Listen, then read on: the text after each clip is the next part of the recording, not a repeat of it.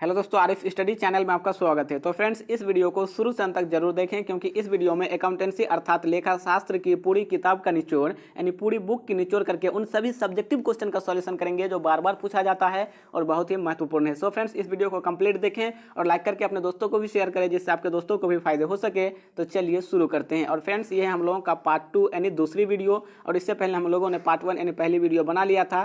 तो अगर आपने उस वीडियो को नहीं देखे हैं तो लिंक इस वीडियो के डिस्क्रिप्शन में मिल जाएगा, जाके देख लें, या फिर आप इस वीडियो को कंप्लीट देखिए और कंप्लीट देखने के बाद अंत में आपको इस बॉक्स में एक वीडियो मिल जाएगी, वो होगा हम लोगों का पार्ट 1, तो उसे भी आप देख लीजिएगा, लेकिन इस पार्ट 2 को कंप्लीट देखने के बाद। तो चलिए शुरू करते हैं।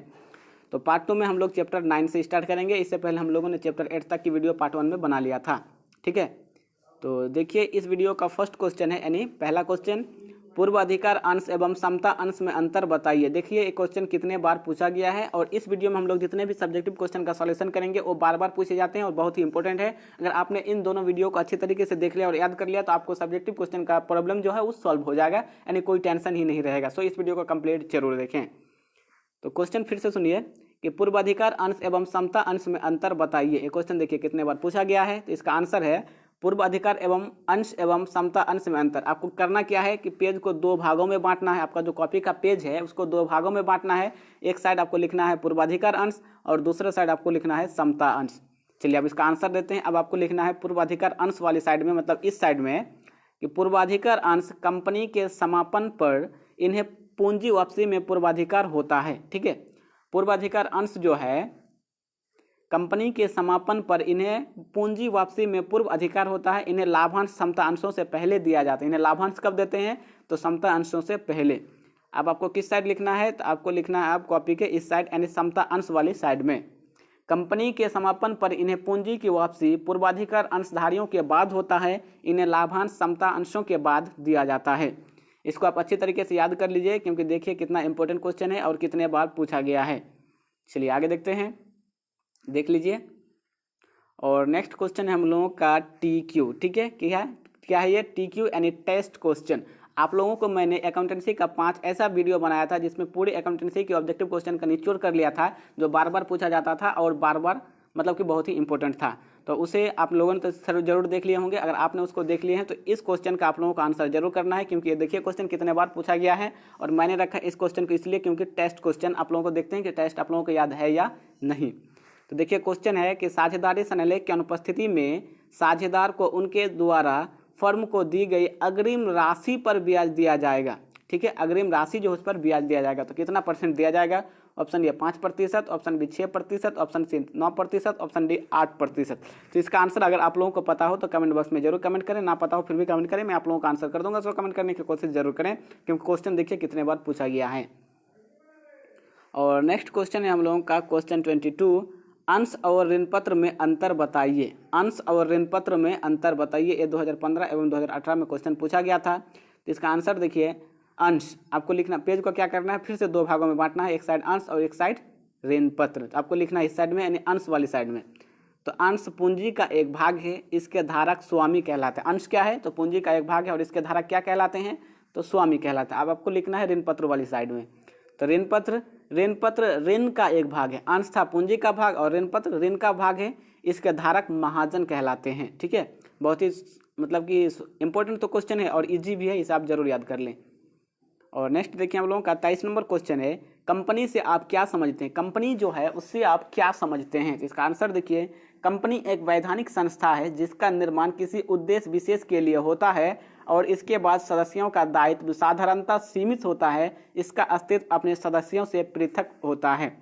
फिर से सुन लीजिएगा कि कंपनी से आप क्या समझते हैं, मतलब कंपनी क्या है? इसका आंसर है, कंपनी एक वैधानिक संस्था है जिसका निर्माण किसी उद्देश्य विशेष के लिए होता है और इसके बाद सदस्यों का दायित्व साधारणतः सीमित होता है। इसका अस्तित्व अपने सदस्यों से पृथक होता है। ठीक है, चलिए आगे देखते हैं। अब हम लोगों का है चैप्टर 10, चैप्टर नंबर 10। इससे देखते हैं इंपॉर्टेंट क्वेश्चन को। क्वेश्चन है 24 नंबर, अंशधारी तथा ऋण पत्रधारी में अंतर बताइए। अंशधारी तथा ऋण पत्रधारी में अंतर बताइए। आपको फिर से पेज को दो भागों में बांट लेना, एक साइड अंशधारी दूसरे साइड ऋण पत्रधारी। तो चलिए इस समय आप हम लोग अंतर करते हैं। देखिए आंसर है अंशधारी तथा ऋण पत्रधारी में अंतर। अंशधारी साइड में आपको लिखना है कि अंशधारी कंपनी के स्वामी होते हैं, अंशधारियों को लाभ में से लाभांश दिया जाता है। इजी है ना। अंशधारी कंपनी क्या होते हैं, तो स्वामी होते हैं, और अंशधारियों को लाभ में से क्या दिया जाता है, तो लाभांश दिया जाता है, याद रखिएगा। और देखते हैं हम लोग ऋण पत्रधारी कौन है, तो ऋण पत्रधारी कंपनी के लेनदार होते हैं, अंशधारी स्वामी होते हैं और ये लेनदार होते हैं।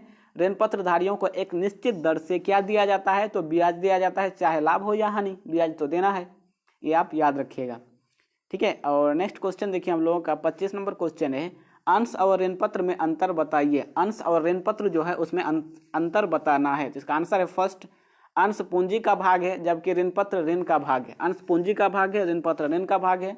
सेकंड, अंश के धारक को लाभांश मिलता है जबकि ऋण पत्र के धारक को ब्याज मिलता है। अंश के धारक को लाभांश मिलता है जबकि ऋण पत्र के धारक को ब्याज मिलता है।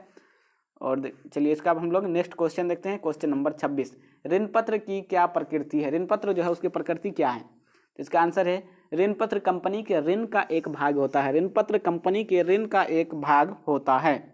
आगे देखते हैं और नेक्स्ट देखिए हम लोगों का चैप्टर 11, ठीक है। तो चैप्टर 11 से अब तक जो है ना लघु उत्तरीय प्रश्न में एक भी क्वेश्चन नहीं पूछा गया है। अब देखते हैं हम लोग तो चैप्टर 12 से, ठीक है, यानी चैप्टर 12 से क्वेश्चन देख लीजिए। 27 नंबर, वित्तीय विवरण से क्या आशय है। कंपनी के कौन से दो मूलभूत वित्तीय विवरण हैं। वित्तीय विवरण से क्या आशय है और कंपनी के कौन से दो मूलभूत वित्तीय विवरण हैं, तो इसका आंसर देखिए। वित्तीय विवरण से आशय ऐसे वार्षिक रिपोर्ट से है जो किसी व्यवसाय के लाभप्रदता तथा वित्तीय स्थिति को प्रकट करता है। वित्तीय विवरण से आशय ऐसे वार्षिक रिपोर्ट से है जो किसी व्यवसाय के लाभप्रदता तथा वित्तीय स्थिति को प्रकट करता है। इसके दो मूलभूत विवरण वित्तीय विवरण देख लीजिए, क्या, first statement of profit and loss और सेकंड बैलेंस शीट। मूलभूत वित्तीय विवरण statement of profit and loss और सेकंड बैलेंस शीट। चलिए आगे देखते हैं और नेक्स्ट देखिए हम लोगों का 28 नंबर क्वेश्चन है, वित्तीय विवरणों के दो उद्देश्यों को बताइए। वित्तीय विवरण जो है इसके दो उद्देश्य को बताना है। इसका आंसर देखिए, फर्स्ट व्यवसाय के आर्थिक संसाधनों एवं देयताओं की जानकारी देना, व्यवसाय के आर्थिक संसाधनों एवं देयताओं की जानकारी देना, और सेकंड तुलनात्मक अध्ययन में सहायता पहुंचाना, तुलनात्मक अध्ययन में सहायता पहुंचाना। चलिए अगला क्वेश्चन देखते हैं और नेक्स्ट देखिए हम लोगों का 29 नंबर क्वेश्चन है, चालू संपत्तियां क्या है। चालू संपत्तियां जो है वो क्या है, तो इसका आंसर देखिए, हस्तस्थ रोकड़ एवं बैंक शेष के अतिरिक्त, हस्तस्थ रोकड़ एवं बैंक शेष के अतिरिक्त वही सभी संपत्तियां चालू संपत्तियां हैं जिन्हें शीघ्र सामान्यतः 1 वर्ष के अंदर रोकड़ में परिवर्तन की संभावना है, ठीक है। तो 29 का सही आंसर ये है, यानी आंसर है। चलिए आगे देखते हैं और नेक्स्ट देखिए हम लोगों का 30 नंबर क्वेश्चन है, गैर चालू संपत्तियों के दो उदाहरण दे। गैर चालू संपत्तियां जो है उनके दो उदाहरण देना है। तो इसका आंसर देखिए, फर्स्ट क्या है, मूर्त संपत्तियों में भूमि, भवन, संयंत्र इत्यादि, और सेकंड अमूर्त संपत्तियां, ख्याति, ब्रांड, कंप्यूटर, सॉफ्टवेयर आदि। ये दोनों इसमें अंतर है, यानी उदाहरण है, ठीक है, गैर चालू संपत्तियों के दो उदाहरण। चलिए अब हम आगे देखते हैं और नेक्स्ट देखिए हम लोगों का चैप्टर 13 यानी चैप्टर 13, ठीक है। और देखिए क्वेश्चन है, तो नीचे कर लेते हैं। हाँ, क्वेश्चन है 31 नंबर कि वित्तीय विवरणों के विश्लेषण से क्या आशय है। वित्तीय विवरणों के विश्लेषण से क्या आशय है, तो इसका आंसर है, वित्तीय विवरणों के विश्लेषण से आशय आंकड़ों को सरल समूहों में वर्गीकृत करने और इन समूहों के आलोचनात्मक परीक्षण की एक व्यवस्थित विधि है जिसमें व्यवसाय के सुदृढ़ और कमजोर पहलुओं का ज्ञान हो सके, ठीक है। चलिए अगला क्वेश्चन देखते हैं और नेक्स्ट देखिए हम लोगों का 32 नंबर क्वेश्चन है कि वित्तीय विवरणों के विश्लेषण के कोई दो उद्देश्य बताइए। वित्तीय विवरणों के विश्लेषण के कोई दो उद्देश्य बताइए। तो इसका आंसर है, फर्स्ट व्यवसाय की अर्जन क्षमता का निर्धारण और सेकंड व्यवसाय की शोधन क्षमता की माप। ये वित्तीय विवरणों के विश्लेषण के दो मुख्य उद्देश्य हैं, ठीक है, याद कर लीजिए। और चलिए आगे देखते हैं और नेक्स्ट हम लोगों का चैप्टर 14 यानी 14, 33 नंबर क्वेश्चन है, समान आकार के विवरणों के नाम बताइए। समान आकार के विवरण है उनके नाम बताना है। तो आंसर देखिए, फर्स्ट समान आकार का आय विवरण और सेकंड समान आकार का स्थिति विवरण, ठीक है, समान आकार के विवरणों का ये नाम है। चलिए आगे देखते हैं और नेक्स्ट देखिए हम लोगों का 34 नंबर क्वेश्चन है, क्वेश्चन नंबर 34, समान आकार के विवरण क्या है। समान आकार के जो विवरण है वो क्या है, तो इसका आंसर है, यह वह विवरण होता है जिसमें समान आधार पर विभिन्न मदों को प्रतिशत के रूप में परिवर्तित किया जाता है। इसे शीर्ष विश्लेषण भी कहा जाता है। समान आकार के विवरण क्या है, तो यह वह विवरण होता है जिसमें समान आधार पर विभिन्न मदों को प्रतिशत के रूप में परिवर्तित किया जाता है। इसे शीर्ष विश्लेषण भी कहा जाता है।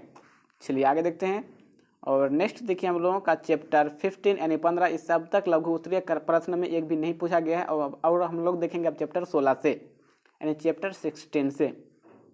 देखिए क्वेश्चन है 35 नंबर, रोकड़ प्रवाह विवरण से क्या आशय है। मतलब कि रोकड़ प्रवाह विवरण क्या है, क्या समझते हैं, इस टाइप से आपको क्वेश्चन पूछा जा सकता है।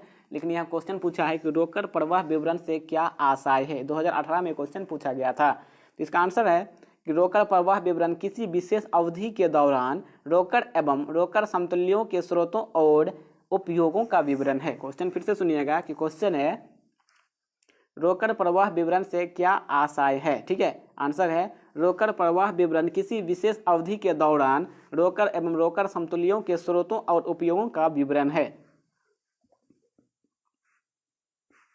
नेक्स्ट हम लोग का 36 नंबर क्वेश्चन है, रोकड़ प्रवाह विवरण तैयार करने के क्या उद्देश्य हैं। रोकड़ प्रवाह विवरण जो है उसे तैयार करने के क्या उद्देश्य हैं। तो इसका आंसर देखिए, फर्स्ट, विभिन्न क्रियाकलापों से रोकड़ के स्रोतों तथा उपयोगों के विषय में सूचना प्राप्त करना। विभिन्न क्रियाकलापों से रोकड़ के स्रोतों तथा उपयोगों के विषय में सूचना प्राप्त करना। और सेकंड, रोकड़ की स्थिति में परिवर्तन की सूचना देना। रोकड़ की स्थिति में परिवर्तन की सूचना देना। चलिए अगला क्वेश्चन देखते हैं। और नेक्स्ट देखिए हम लोगों का 37 नंबर क्वेश्चन है, क्वेश्चन नंबर 37, रोकड़ प्रवाह से क्या आशय है। रोकड़ प्रवाह जो है उससे क्या आशय है। तो इसका आंसर है रोकड़ प्रवाह से आशय रोकड़ और रोकड़ समतुल्य के स्रोतों और उपयोगों से है। ठीक है, रोकड़ प्रवाह से आशय रोकड़ और रोकड़ समतुल्यों के स्रोतों और उपयोगों से है। चलिए आगे देखते हैं। और नेक्स्ट देखिए हम लोगों का 38 नंबर क्वेश्चन है, रोकड़ समतुल्य से क्या आशय है। रोकड़ समतुल्य जो है उससे क्या आशय है। तो इसका आंसर है वह अल्पकालीन विनियोग जिन्हें शीघ्रता से रोकड़ में परिवर्तित किया जा सके रोकड़ समतुल्य कहलाता है। इनके मूल्य में परिवर्तन का जोखिम लगभग शून्य होता है। फिर से क्वेश्चन सुनिएगा कि रोकड़ समतुल्य से क्या आशय है। देखिए 2 बार पूछे गए हैं। इसका आंसर है कि वह अल्पकालीन विनियोग जिन्हें शीघ्रता से रोकड़ में परिवर्तित किया जा सके रोकड़ समतुल्य कहलाता है। इनके मूल्य में परिवर्तन का जोखिम लगभग शून्य यानी 0 होता है।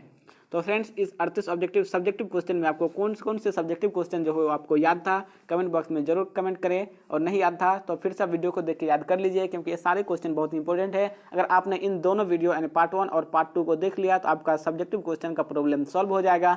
तो फ्रेंड्स वीडियो कैसी लगी, अच्छी लगी हो तो वीडियो को लाइक करें, कमेंट करें, चैनल को सब्सक्राइब करके बेल आइकन को प्रेस करें। तथा फ्रेंड्स ये वीडियो देखने के लिए धन्यवाद। मिलते